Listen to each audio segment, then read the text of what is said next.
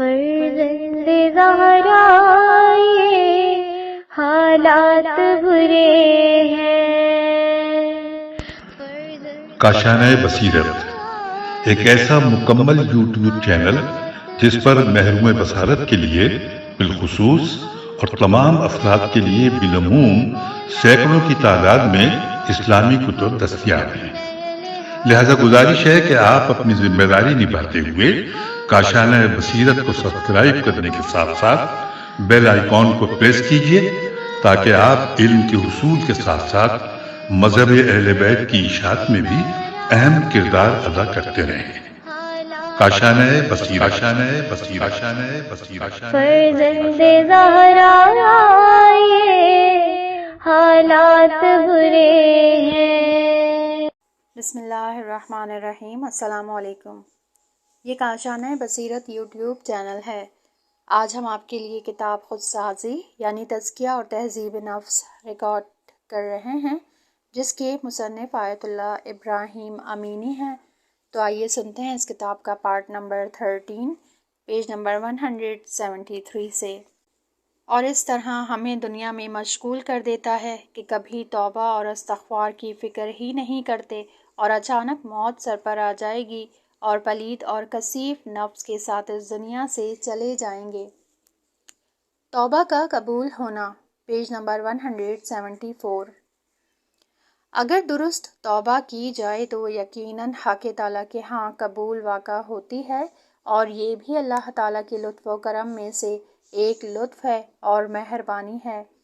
خداوند عالم نے ہمیں دوزخ اور جہنم کے لیے پیدا نہیں کیا، بلکہ بہشت اور سعادت کے لیے خلق فرمایا ہے۔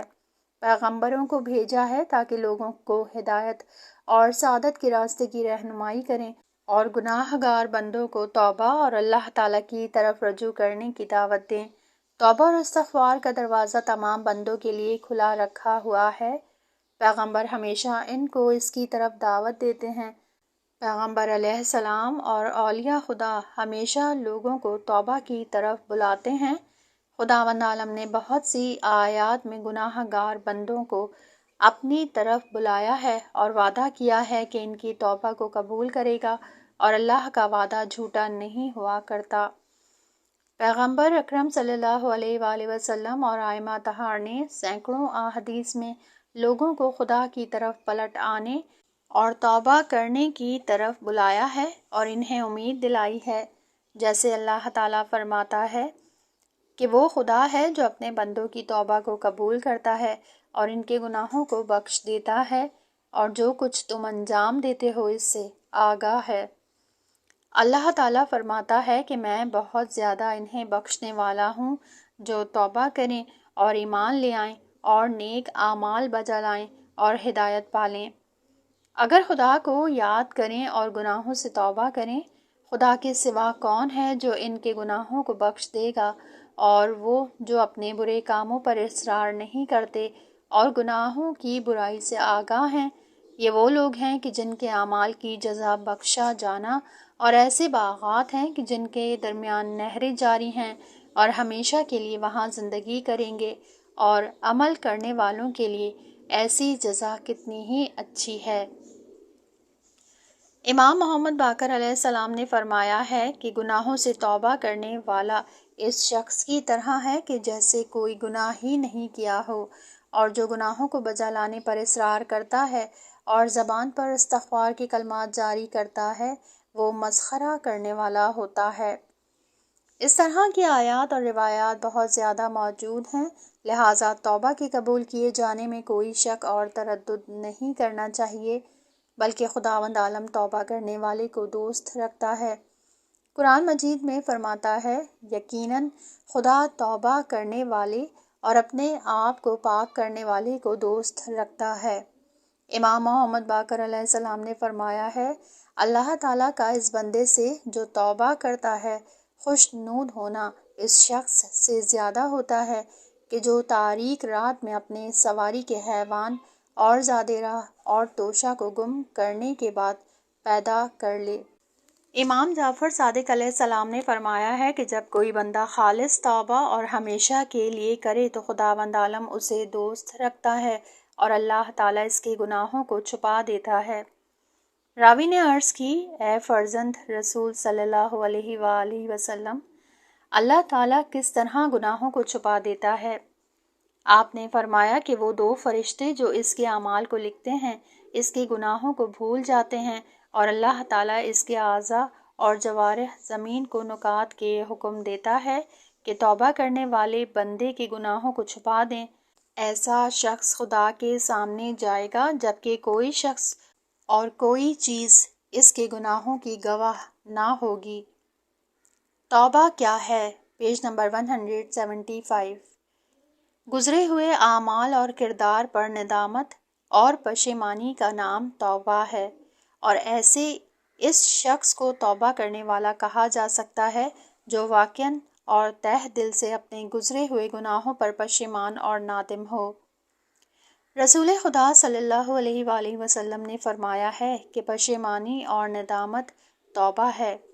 یہ صحیح اور درست ہے کہ خداوند عالم توبہ کو قبول کرتا اور گناہوں کو بخش دیتا ہے، لیکن صرف زبان سے استغفر اللہ کا لفظ کہہ دینا یا صرف پشیمانی کا اظہار کر دینا یا گریہ کر لینا دلیل نہیں ہے کہ وہ واقعاً تہ دل سے توبہ کر چکا ہے، بلکہ 3 علامتوں کے ہونے سے حقیقی اور واقعی توبہ جانی جاتی ہے۔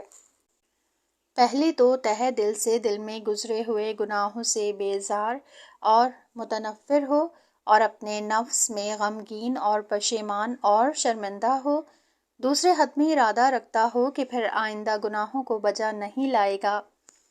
تیسرے، اگر گناہ کے نتیجے میں ایسے کام انجام دیے ہوں کہ جن کا جبران اور تدارک کیا جا سکتا ہے تو یہ حتمی ارادہ کر لے کہ اس کا تدارک اور جبران کرے گا، اور اگر اس کی گردن پر لوگوں کا حق ہو، اگر کسی کا مال غصب کیا ہے یا چوری کی ہے یا تلف کر دیا ہے تو پہلی فرصت میں اس کے ادا کرنے کا حتمی ارادہ کرے، اور اگر اس کے ادا کرنے سے عاجز ہے تو جس طرح بھی ہو سکے صاحب حق کو راضی کرے، اور اگر کسی کی غیبت اور بدگوئی کی ہے تو اس سے حلیت اور معافی طلب کرے، اور اگر کسی پر تجاوز اور ظلم و ستم کیا ہے تو اس مظلوم کو راضی کرے، اور اگر مال کے حق زکوٰۃ، خمس وغیرہ کو نہ دیا تو اسے ادا کرے، اور اگر نماز اور روزے اس سے قضا ہوئے ہوں تو ان کی قضا بجا لائے۔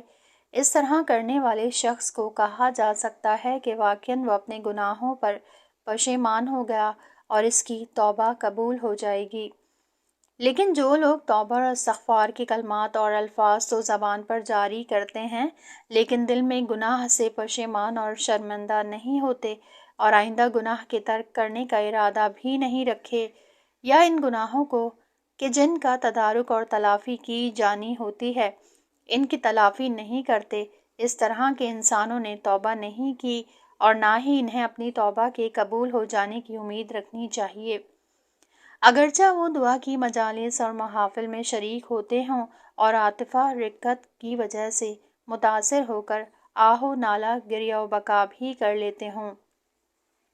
ایک شخص نے حضرت امیر المومنین علیہ السلام کے سامنے استغفار کے کلمات زبان پر جاری کیے تو حضرت نے فرمایا، تیری ماں تیری اعضاء میں بیٹھے، کیا جانتے ہو کہ استغفار اور توبہ کیا ہے؟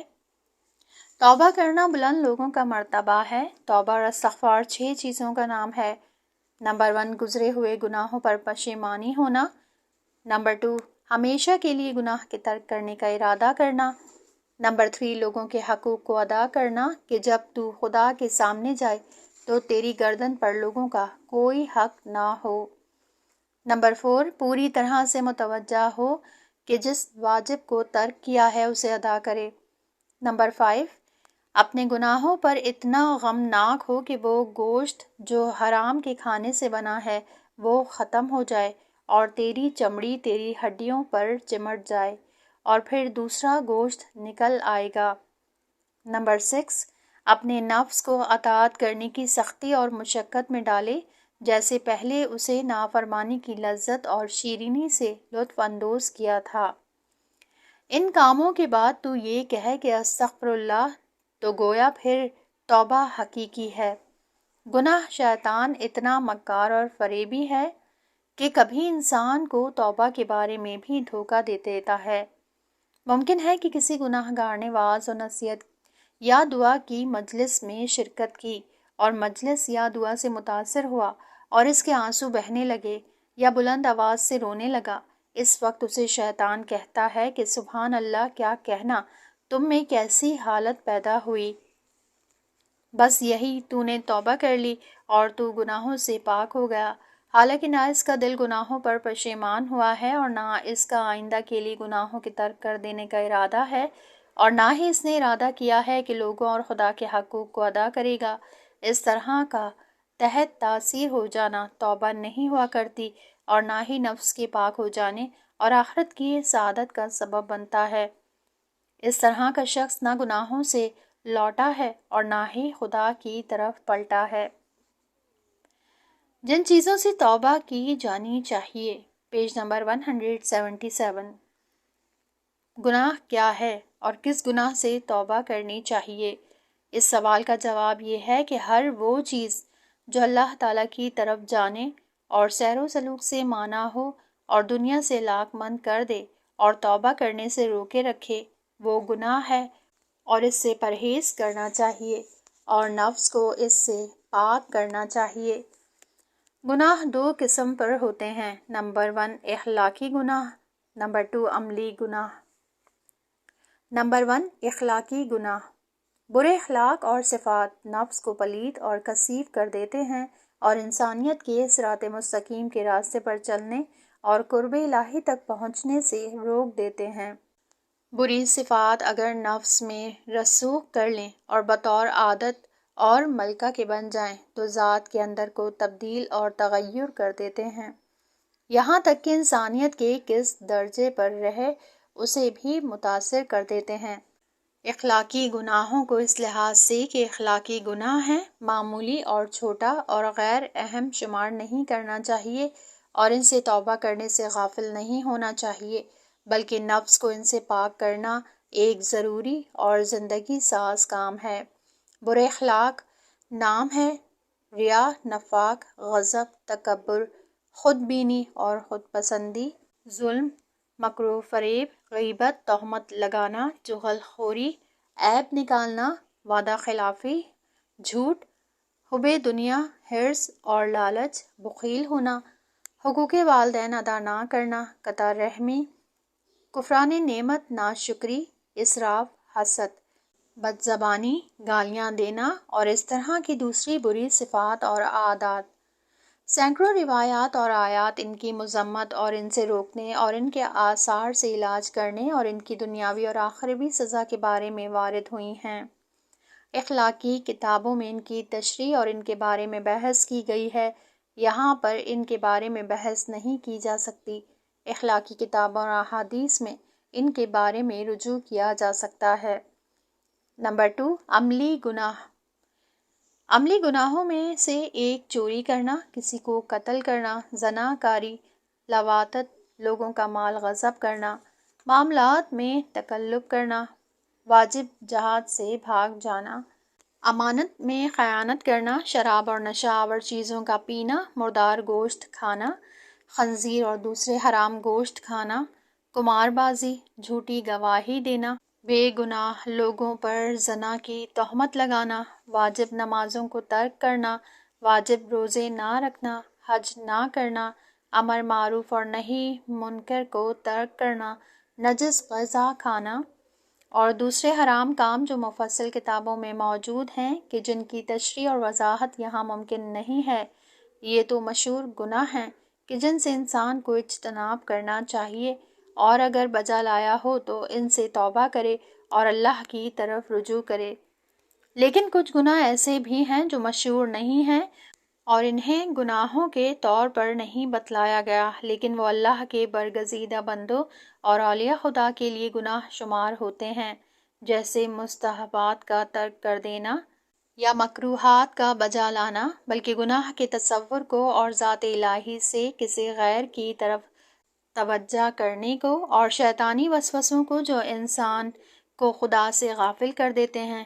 یہ تمام اولیاء خدا اور اس کی صفات اور افعال کی پوری اور کامل معرفت نہ رکھنے کو، جو ہر ایک انسان کے لیے ممکن نہیں ہے، اللہ تعالیٰ کے خاص منتخب بندوں کے لیے گناہ شمار ہوتے ہیں، اور ان سے وہ توبہ کرتے رہتے تھے، بلکہ اس سے بالاتر ذات الہی اور اس کی صفات اور افعال کی پوری اور کامل معرفت نہ رکھنے کو، جو ہر ایک انسان کے لیے ممکن نہیں ہے، اللہ اور اس طرح کے نقص کے احساس سے ان کے جسم پر لرزہ طاری ہو جاتا تھا، اور گریہ نالہ و زاری سے خدا کی طرف رجوع کرتے تھے اور توبہ اور استغفار کرتے تھے۔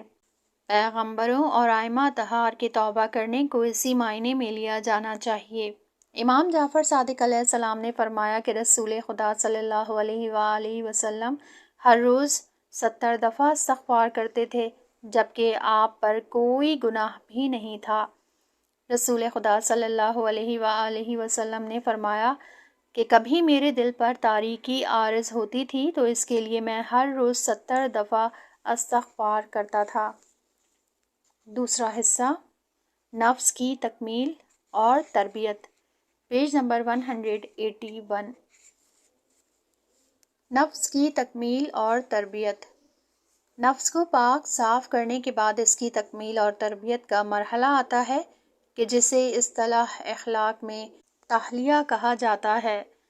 علوم عقلیہ میں ثابت ہو چکا ہے کہ انسان کا نفس ہمیشہ حرکت اور ہونے کی حالت میں ہوتا ہے۔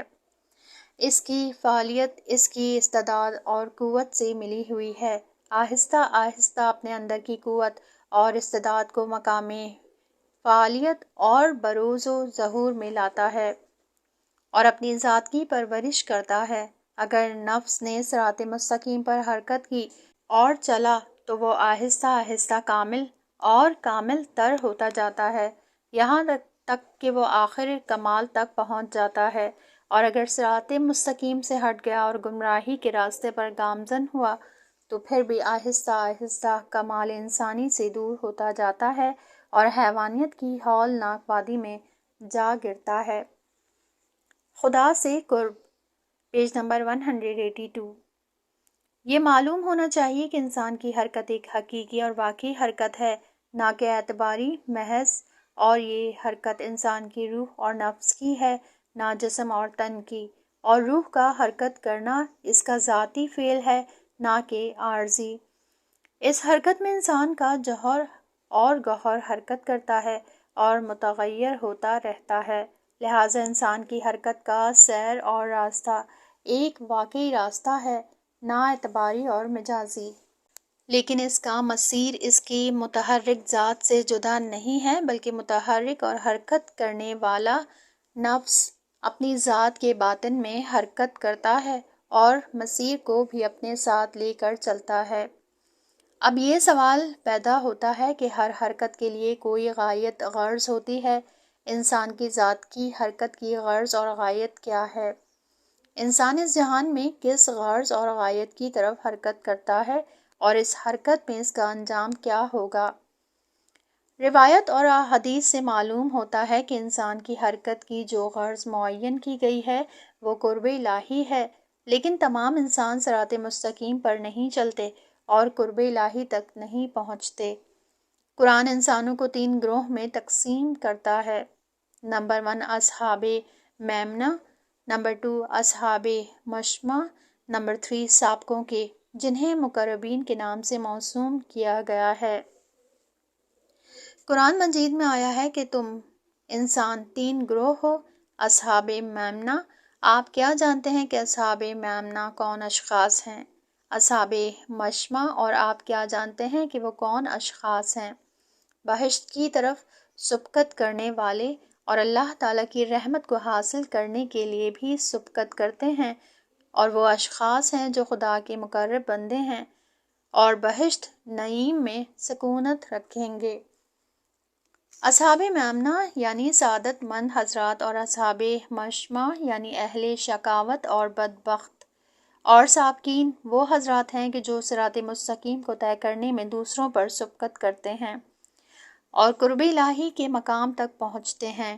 اس آیت سے معلوم ہوتا ہے کہ حرکت نفس کی غرض اللہ تعالیٰ کا قرب حاصل کرنا ہے۔ خدا ایک اور آیت میں فرماتا ہے، اگر خدا کے مقربین سے ہوا تو قیامت کے دن آرام والی بہشت اور نعمت الہی سے جو خدا کا عطیہ ہے استفادہ کرے گا، اور اگر اصحاب یمین سے ہوا تو ان کی طرف سے تم پر سلام ہے، اور اگر منکر اور گمراہوں سے ہوا تو اس پر دوزخ کا گرم پانی ڈالا جائے گا اور اس کا ٹھکانہ جہنم ہوگا۔ نیز ایک اور آیت میں ہے کہ اس طرح نہیں ہے کہ کافروں نے گمان کیا ہوا ہے، یقیناً ابرار اور نیک لوگوں کا دفتر اور کتاب اور جو کچھ اس میں موجود ہے علین یعنی اعلیٰ درجات میں ہے۔ آپ کیا جانتے ہیں کہ علین کیا چیز ہے؟ وہ ایک کتاب ہے جو خدا کی طرف سے ہوا کرتی ہے اور اللہ کے مقرب اس مقام کا مشاہدہ کریں گے۔ ان آیات سے معلوم ہوتا ہے کہ انسان کا انتہائی کمال اور اس کے سیر اور حرکت کی غرض اور غایت اللہ تعالیٰ کا قرب حاصل کرنا ہے تاکہ انسان حرکت کر کے اس مقام تک جا پہنچے۔ لہٰذا مقربین کا گروہ سعادت مندوں میں سے ایک ممتاز گروہ ہے۔ قرآن مجید میں آیا ہے کہ جب ملائکہ نے کہا، اے مریم، خداوند عالم نے تجھے ایک کلمے کی جو خداوند عالم کی طرف سے ہے، یعنی عیسیٰ بن مریم کی بشارت دی ہے کہ جو دنیا اور آخرت میں خدا کے نزدیک عزت والا اور اس کے مقرب بندوں میں سے ہے۔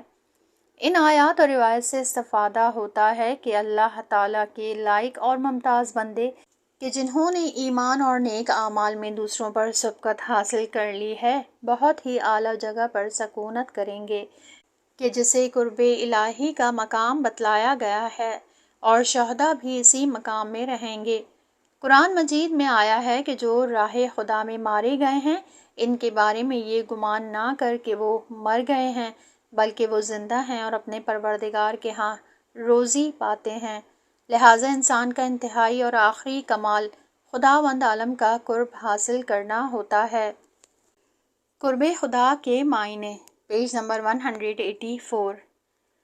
یہ معلوم کیا جائے کہ خدا کے قرب کا مطلب اور معنی کیا ہیں اور کس طرح تصور کیا جائے کہ انسان خدا کے نزدیک ہو جائے۔ قرب کے معنی نزدیک ہونے کے ہیں اور کسی کے نزدیک ہونے کو 3 معنی میں استعمال کیا جاتا ہے۔ قرب مکان، دو موجود جب ایک دوسرے کے نزدیک ہوں تو انہیں کہا جاتا ہے کہ وہ ایک دوسرے کے قریب ہیں۔ قرب زمانی، جب دو چیزیں ایک زمانے میں ایک دوسرے کے نزدیک ہوں تو کہا جاتا ہے کہ یہ دونوں ایک دوسرے کے قریب اور ہم عصر ہیں۔ اور یہ واضح ہے کہ بندوں کا خدا کے نزدیک اور قریب ہونا ان دونوں معنوں میں نہیں ہو سکتا، کیونکہ خدا کسی مکان اور زمانے میں موجود نہیں ہوا تھا تاکہ کوئی چیز اس مکان اور زمان کے لحاظ سے خدا کے قریب اور نزدیک کہی جائے، بلکہ خدا تو زمانے اور مکان کا خالق ہے اور ان پر محیط ہے۔ قرب مجازی، کبھی کہا جاتا ہے کہ فلاں شخص کے قریب اور نزدیک ہے تو اس کا مطلب یہ ہوتا ہے کہ فلاں کا احترام اور ربط اس شخص کے ساتھ ہوتا ہے اور اس کی خواہش کو وہ بجا لاتا ہے اور وہ جو چاہتا ہے وہ اسے انجام دے دیتا ہے۔ اس طرح کی نزدیکی اور قرب کو مجازی اور اعتباری اور تشریفاتی قرب اور نزدیکی کہا جاتا ہے۔ یہ قرب حقیقی نہیں ہوا کرتا بلکہ مورد احترام قرار دینے والے شخص کو اس کا نزدیکی اور قریبی مجازی لحاظ سے کہا جاتا ہے۔ کیا اللہ کے بندوں کو خدا سے اس معنی کے لحاظ سے قریبی اور نزدیکی قرار دیا جا سکتا ہے؟ آیا خدا سے قرب اس معنی میں ہو سکتا ہے یا نہیں؟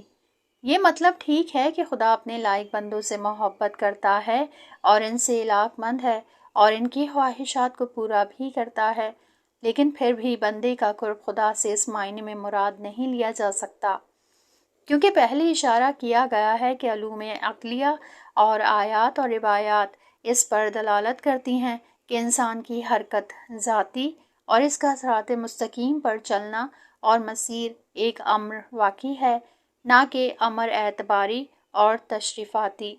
خدا کی طرف رجوع کرنا کہ جس کے لیے اتنی آیات اور روایات وارد ہوئی ہیں، ایک حقیقت اور واقعیت ہے اور اسے امر اعتباری نہیں بنایا جا سکتا۔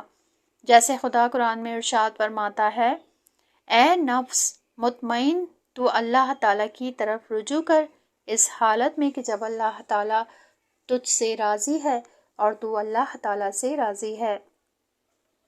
نیز فرماتا ہے، جس نے نیک عمل انجام دیا اس کا فائدہ اسے پہنچے گا اور جس نے برا عمل انجام دیا اس کا نقصان اسے پہنچے گا۔ اس وقت تم سب اللہ کی طرف پلٹ آؤ گے۔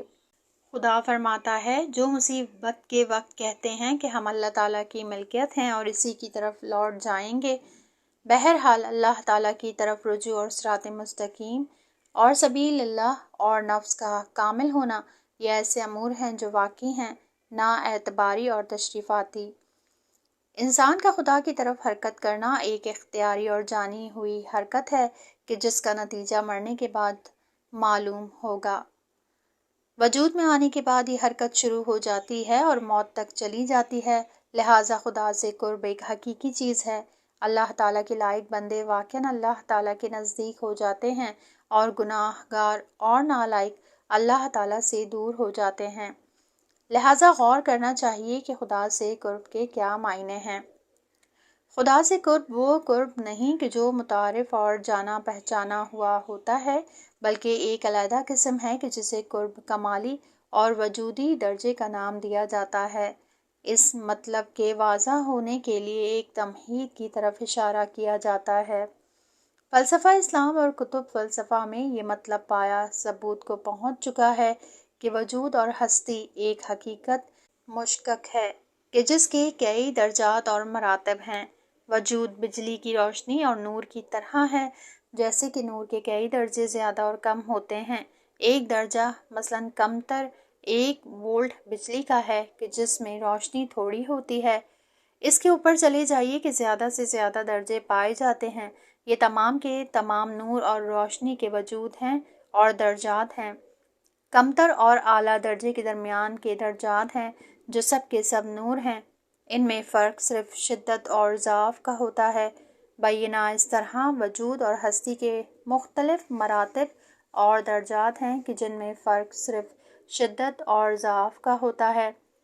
وجود کا سب سے نیچا اور پست درجہ اسی دنیا کے وجود کا درجہ ہے کہ جسے مادہ اور طبیعت سے تعبیر کیا جاتا ہے، اور وجود کا اعلیٰ ترین درجہ اور رتبہ ذات مقدس خدا کا وجود ہے کہ جو ذات مقدس کمال وجود کے لحاظ سے غیر متناہی ہے، اور 2 مرتبوں اور درجوں کے درمیان وجود کے درجات اور مراتب موجود ہیں کہ جن کا آپس میں فرق شدت اور ضعف کا ہے۔ یہیں سے واضح اور روشن ہو جائے گا کہ جتنا وجود قوی تر اور اس کا درجہ بالا تر اور کامل تر ہوگا، وہ اسی نسبت سے ذات مقدس غیر متناہی خدائے متعال سے نزدیک تر ہوتا جائے گا۔ اس کے برعکس وجود جتنا ضعیف تر ہوتا جائے گا، اتنا ہی ذات مقدس کے وجود سے دور تر ہوتا جائے گا۔ اس تمہید کے بعد بندے کا اللہ تعالیٰ سے قرب اور دور ہونے کے معنی واضح ہو جاتے ہیں۔ انسان روح کے لحاظ سے ایک مجرد حقیقت ہے جو کام کرنے کے اعتبار سے اس کا تعلق مادہ اور طبیعت سے ہے کہ جس کے ذریعے حرکت کرتا ہے اور کامل سے کامل تر ہوتا جاتا ہے، یہاں تک کہ وہ اپنے انتہائی درجے تک جا پہنچتا ہے۔ حرکت کی ابتدا سے لے کر مقصد تک پہنچنے کے لیے وہ ایک شخص اور حقیقت ہی ہوا کرتا ہے، لیکن جتنا زیادہ کمال حاصل کرتا جائے گا اور وجود کے مراتب پر سیر کرے گا، وہ اسی نسبت سے ذات الہی کے وجود غیر متناہی کے نزدیک ہوتا جائے گا۔ انسان ایمان اور نیک اعمال کے ذریعے اپنے وجود کو کامل تر بنا سکتا ہے، یہاں تک کہ وہ قرب الہی کے مقام تک پہنچ جائے اور منبع ہستی اور چشمہ کمال اور جمال کے فیوزات کو زیادہ سے زیادہ حاصل کر لے اور خود بھی بہت سے آثار کا منبع اور سرچشمہ بن جائے۔ اس توضیح کے بعد واضح ہو گیا کہ انسان کی حرکت اور بلند پروازی ایک غیر متناہی مقصد کی طرف ہوتی ہے۔ ہر آدمی اپنی کوشش اور تلاش کے ذریعے کسی نہ کسی قرب الہی کے مرتبے تک پہنچ جاتا ہے، یعنی اللہ تعالیٰ کے قرب کے مقام کی کوئی خاص حد اور انتہا نہیں ہے، بلکہ اللہ تعالیٰ کے مقام قرب کی حقیقت کے کئی مراتب اور درجات ہیں۔ قرب ایک اضافی امر ہے کہ انسان جتنی زیادہ محنت اور عمل کرے گا، ایک اعلیٰ مقام اور اس سے اعلیٰ مقام تک پہنچتا جائے گا، اور ذات اللہ کے فیوزات اور برکات سے زیادہ بہرہ مند ہوتا جائے گا۔ یہاں اس کتاب کا یہ پارٹ ختم ہوا۔ اگلے حصے میں نیکسٹ پارٹ سنیں گے۔